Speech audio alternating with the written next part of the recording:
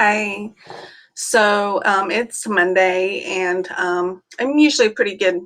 I like Mondays. I know it's kind of like generally like everybody likes Mondays. I hate Mondays, but Mondays are like a fresh start, fresh new way to start off the week. I admit I am a little bit tired, but it's also just reinvigorating knowing that there's a fresh start. And also on Mondays, the I send out. Actually, I do this on Sundays, but whatever. I send out my Bytes and Bits weekly newsletter talking about just some things. And sometimes I talk about techie stuff. Sometimes I talk about what's happening here at Hawking College, and sometimes I just talk about I don't know whatever. And I usually kind of start off with a few quotes, at least one quote, and just kind of go from there. So this is the Bytes and Bits for June 16th. And so there's a couple of different actual quotes there. One is, your life is a story, write well and edit often. And the other quote is from Van Gogh, is great things are not done by impulse, but by a series of small things brought together. And basically, for me, the way I interpret those is just that, we have control over the next chapter in our lives. We control how, to some degree with God and everything else. There is that quote, if you want to hear God laugh, tell him your plans. And he's laughed at me a lot, trust me. But everything that he's done is like been so much better than what I could have ever, imagined. But with that in mind, we do have some control in regards to what our next step is. We do have some control as to what kind of direction we want our life to go from starting from today till, you know, our end. And the so your life is your story, write well. What do you want your life to be? What do you want your next chapter to be? And you have the ability to change it up. It's really up to us. You just have to kind of get started, which kind of goes back to the quote with the Van Gogh. It's great things are not done by impulse, but it's just like small little things. Small steps will lead into bigger, and bigger leaps. You just got to kind of get started and not to do things on the whim, but just to kind of put some thought into it. And it's like, what do you want to do? Where do you want to go? Think about it, whether in terms from 1 month from now, 1 year from now, 10 years from now. Where do you want to be? Have some thought to it and put yourself in that direction. And things are going to change. But at least you have some sort of strategy and how you want your life to go, as opposed to being just kind of flip flopping in the wind, whichever way the wind takes you. So let's see, let's go down here a little bit. So in this issue of Bytes and Bits, we'll talk about storytelling and small steps equals to big leaps. So little steps equals big leaps. This past few weeks I've been a little chaotic. I've been going to Chicago and DC, and I also did a presentation recently talking about cloud computing for businesses. And I could talk about that, but I'm not going to. But I said I want to focus on stories, and that the fact that we all have our own.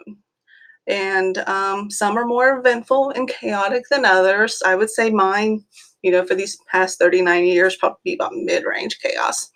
But it is my story. And looking back, I love my story. It was hard sometimes, but I made it through, learned a lot, and I'm very happy as to where it's taken me to this point. And I've learned that it's up to me where I want it to go, the next month, next year, next 10 years. So it is your story. This is my story. We all have our own individual stories, and we can control what our next chapter is going to look like. There may have been some twists and turns that were unexpected, loss, unemployment, financial relationships, and, overall stability. But today is a new day. And then we can kind of focus on, okay, all that has been done, but what are we going to do to make it better? Let's see. A goal to grow and enjoy the reading for the rest of your story that is all about you. So what I encourage is take a step. Take a step toward your next great chapter and write the ending you will love. Read a book that inspires you. I read a lot of books. If you need any, recommendations on books, I'll be happy to tell you. Take a class that teaches you. I'll be happy to recommend some classes, whether here at Hawking or online or whatever.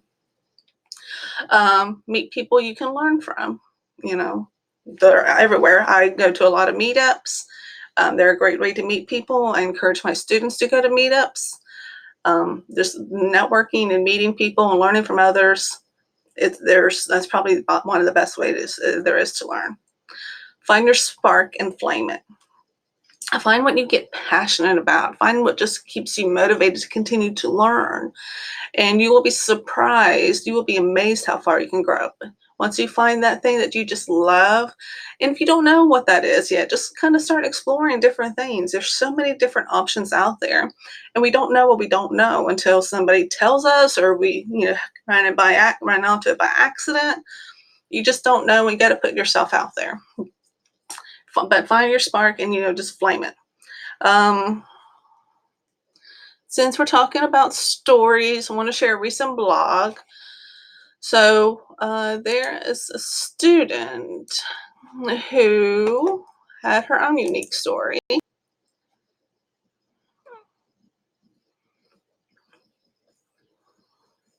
So stubbornness and persistence takes student from farmer to computer science major.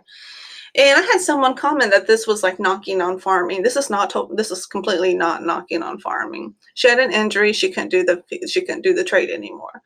And she still loves it. She understood that she had to find something that she's going to be able to support herself on and make a living from. So I'm not going to read this verbatim, but Andrea Chatfield, she's a non-traditional student. She used to be a farmer and she had an injury, so she wasn't able to pursue that profession anymore. And she was kind of debating on what classes she wanted to take here at Hawking, what major she wanted to go into. But she had some reservations because she didn't consider herself to be tech savvy or good at math. She wasn't sure if computer science was a degree that was right for her. And I'll send you the link, and I'll put the link in the comments where you can see it. But basically, she is just transformed her whole fear of not being good enough or fear of not knowing how to do stuff to just taking it on and learning. That's the whole nature of learning, is just like you don't know something until you learn it. And now she has a goal of getting into the AI industry. And she's a fantastic student. She has a fantastic attitude. She does great things with the Girls Who Code program. And she is someone who has had a story, and she's still going with it. Let's see. So that's actually she still loves farming. And if you know her, follow her on social media, she's still very much about nature, farming, and growing her own food. She's writing her chapters after an injury that combines skills that she's learned in a personal passion of hers. She's found her spark. When I went to the AWS Summit in Chicago a few weeks ago, I learned about an organization called Farmers Business Network.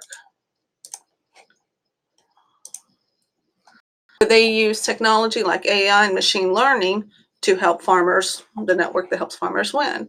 When farmers connect, farmers win, get the power of intelligence, input savings, and marketing opportunities created by the independent FBN network. 8,000 farms strong. So this was a really interesting organization that's helping farmers, which is her passion, like I said, farming. And she is just so excited about, what's out there, and just combining the two things that she loves the most, farming and her newfound passion for computer science, AI, machine learning, whatever it is. Whenever I was at the AWS Educate seminar thing earlier last week in DC, one of the gentlemen I was meeting with, he was telling me about how they were using drones technology and drones to fly over vineyards, like grapevines and stuff, and just to see if there's any disease or any concerns. And that the amount of time that using that technology has saving them in the amount of resources and time and monetary, it's astronomical because, and they're just able to do that. They're still, focusing on their business of farming, vineyards, whatever their crop is, but they're able to use technology to help make that better. So ask yourself this: what story do you want read on your life? So just think about that. What do you want your story to look like?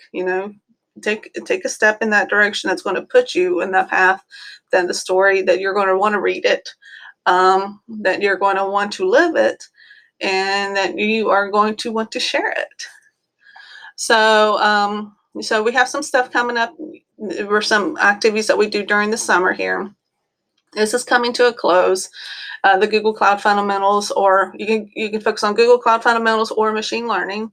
I think it's going to end this June. It's the pilot program that we're doing with Google, and you can realistically do it in the next couple of weeks. You just need to stay motivated and do it. I think it takes about 10 hours or so. Girls Who Code, that's something we're doing throughout the summer. 3rd through 5th grade girls are Thursday evenings, 5:30 to 6:30 here on Hawking campus. 6th through 12th grade girls and even recent graduates are at Ohio Means Jobs at the Plains, Thursdays, noon to 1. Lunch is provided, but I do need, because we have limited space, I do need RSVPs. Building an app with NativeScript, that's something that we're doing. If you're working on a project for a small business here, if you're interested in coming in and learn a little bit about NativeScript, love to have you. There is that calendar. So we do have quick starts here at Hawking College, and basically all that is just a way to get you started for the fall semester, answer any questions you have in regards to housing, financial aid, whatever.